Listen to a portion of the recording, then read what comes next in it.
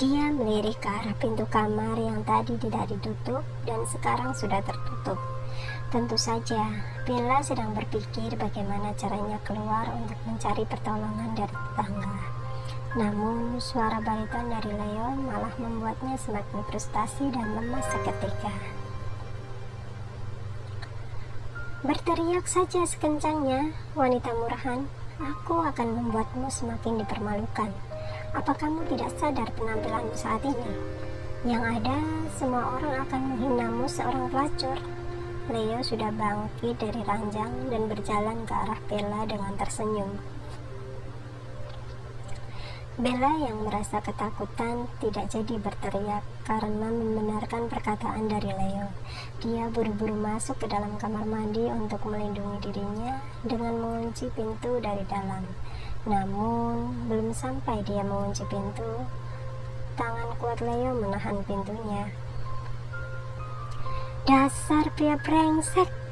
teriak Bella yang masih berusaha tidak menyerah untuk melindungi dirinya dan beradu kekuatan dengan pria yang tengah menahan pintu. "Sadar diri dan menyerahlah, wanita murahan. Lebih baik kita menghabiskan malam ini dengan penuh kenikmatan daripada kamu berlagak sok suci dan membuatku berbuat kasar padamu," sarkas Leo yang sudah menggagalkan rencana Bella saat ingin mengunci pintu.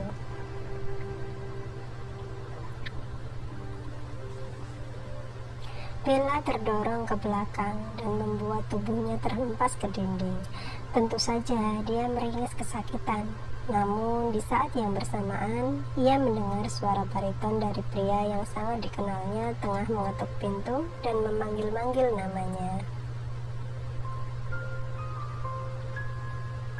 "Bella! Bella!" Leo refleks langsung bersitatap dengan manik bening penuh ketakutan wanita di hadapannya. "Brengsek, apa itu adalah salah satu pelangganmu, wanita jalang? Ada berapa banyak pria yang bercinta denganmu? Kamu memang wanita murahan ya?" Sementara itu, Bella sama sekali tidak mempedulikan hinaan dari Leo, karena hanya satu-satunya yang dia inginkan hanyalah selamat dari pria yang menurutnya sangat menjijikan tersebut. Sedangkan Leo yang merasa dirinya akan gagal memberikan pelajaran pada sosok wanita yang berniat membuka mulutnya untuk berteriak meminta tolong, membuatnya langsung memutar otak untuk mencari jalan keluar.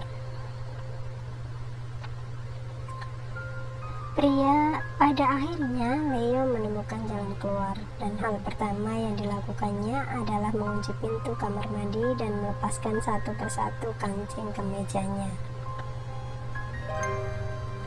Bella yang tidak bisa berpikir jernih hanya berpikir bisa lepas dari kegilaan pria yang terlihat bertelanjang dada di depannya. Kini dia berteriak sekencang-kencangnya untuk meminta pertolongan dari Billy dan berharap ada sebuah keajaiban untuknya.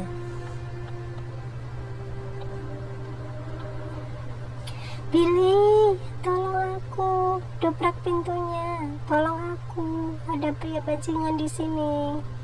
Suara Bella tercekat di tenggorokannya, bahkan kini dia sudah berlinang air mata. Bella yang merasa kehilangan tenaga sudah berjongkok dan hanya menangis terseduh-seduh sambil menutup wajahnya karena tidak ingin melihat tubuh pria yang sangat dibencinya tersebut. Hingga suara pintu yang didobrak dari luar tertangkap indera pendengarannya, ia yang merasa ada peluang untuk selamat, refleks membuka tangan yang tadinya ada di wajahnya dan melihat Leo sudah memakai handuk sebatas pinggang. Di saat yang bersamaan, Bella bisa melihat sosok pria yang tengah terengah-engah baru saja berhasil membuka pintu kamarnya. "Billy!" ucap Bella dengan wajah yang sudah sedikit merasa sangat lega.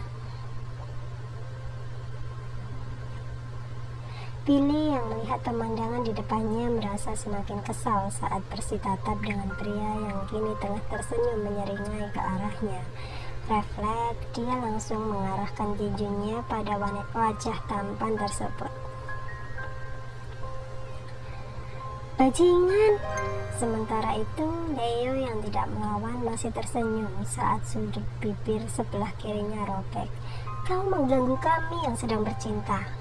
Mengarahkan tangannya dan membalas pukulan dari pria di depannya dengan sangat kuat. "Brengsek, kamu benar-benar sudah mengganggu kesenanganku. Membusuklah kau di neraka." Leo mengarahkan kakinya yang panjang untuk menendang lutut pria yang sama sekali tidak dikenalnya dan juga mengepalkan kedua tangannya untuk meninju wajah tersebut.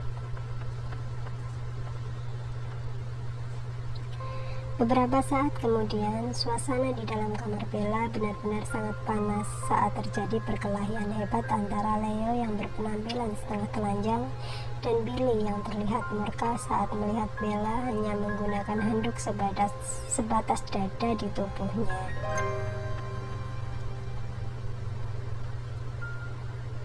Dia awalnya ingin meminta nomor ponsel Bella agar mudah untuk berhubungan dengan wanita yang baru dijumpainya tersebut.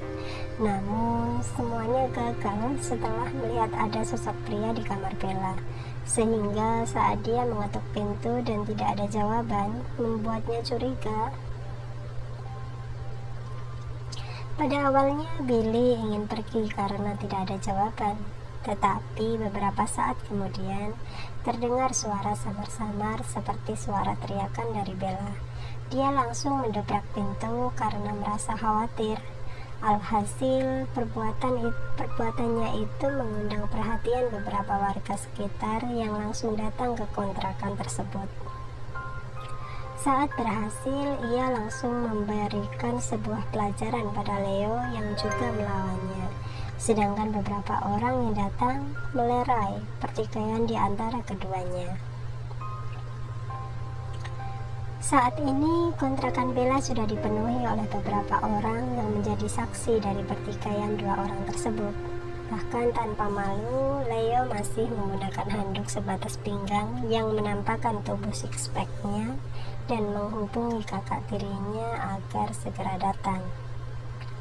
Wajah babak belur di antara keduanya menunjukkan bahwa Leo dan Billy sama sekali tidak menyerah saat tadi saling menyerang dengan pukulan yang membabi buta karena sama-sama digulung emosi.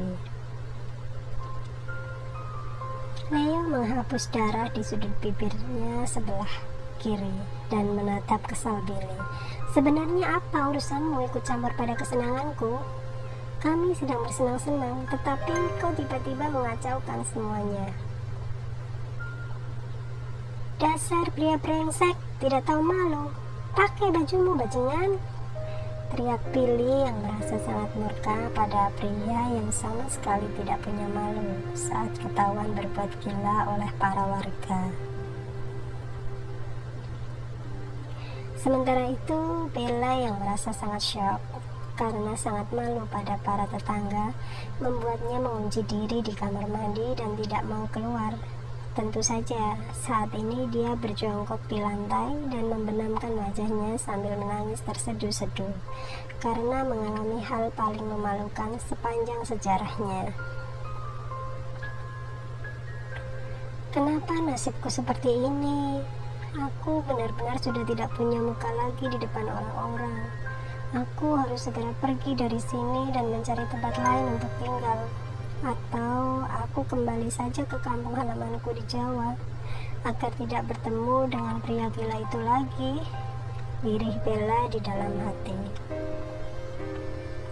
Saat Bella sibuk menangis, dia mendengar suara bariton dari seorang yang sangat dihafalnya. Dia adalah sosok pria yang sangat dikagumi sekaligus dicintainya diam-diam. Dengan buru-buru, dia sibuk menghapus bulir bening air mata yang menganak sungai di wajahnya. Tidak hanya itu, Bella memakai pakaian kotornya kembali karena tidak mungkin keluar kamar hanya dengan memakai handuk. Saat dia berpakaian, bisa dilihatnya celana panjang berbahan katun dengan warna hitam dan kemeja lengan pendek berwarna putih di sebelahnya. Dia mengepalkan tangannya dan meraih pakaian itu, lalu menginjak-injaknya. "Pria brengsek, Aku sekarang tidak punya muka di depan semua orang gara-gara bajingan sepertimu.